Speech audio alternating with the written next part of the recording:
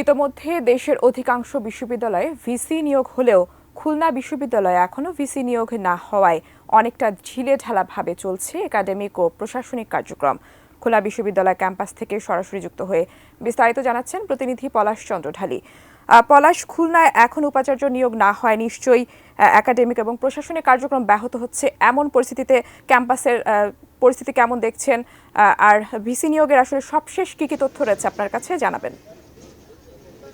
টুম্পা যেমনটি বলছিলেন যে এই ভিসি নিয়োগ যেহেতু এই গত ২০ আগস্ট কিন্তু খুলনার যে সাবেক খুলনা বিশ্ববিদ্যালয়ের সাবেক ভিসি যিনি ছিলেন প্রফেসর ডক্টর মাহমুদুল হোসেন তিনি কিন্তু সদল বলে পদত্যাগ করেন।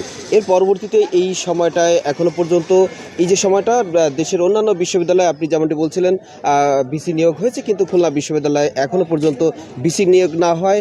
শিক্ষার্থীরা আমাদেরকে যেমনটি বলেছে যে তাদের একাডেমিক যে ক্লাস সেটি চলছে, তবে যেহেতু ভিসি না থাকায় কিছু কিছু জটিলতা তারা কিছু কিছু ডিসিশন নেওয়ার ক্ষেত্রে কিছু কিছু সমস্যা দেখা দিচ্ছে। এমনটি শিক্ষকদের সাথে কথা বলেছি, তারাও কিন্তু তেমনটি আমাদেরকে জানিয়েছেন যে এই ভিসি না থাকায় ডিসিশন নেওয়ার ক্ষেত্রে কিছু কিছু সমস্যা হচ্ছে। অন্যান্য যে বিষয়গুলো সেগুলো কিন্তু ঢিলেঢালাভাবে চলছে। এই মুহূর্তে খুলনার বিশ্ববিদ্যালয়ের যে জরুরি প্রশাসনিক ও আর্থিক কার্যক্রম পরিচালনার জন্য দায়িত্বপ্রাপ্ত যে জ্যেষ্ঠ অধ্যাপক ডক্টর মোহাম্মদ রেজাউল করিম তিনি এই দায়িত্ব রয়েছেন এটা, এবং ভারপ্রাপ্ত রেজিস্ট্রারের দায়িত্ব পালন করছেন প্রফেসর ডক্টর মাহবুবুর রহমান, তিনি ভারপ্রাপ্ত রেজিস্ট্রার দায়িত্ব পালন করছেন।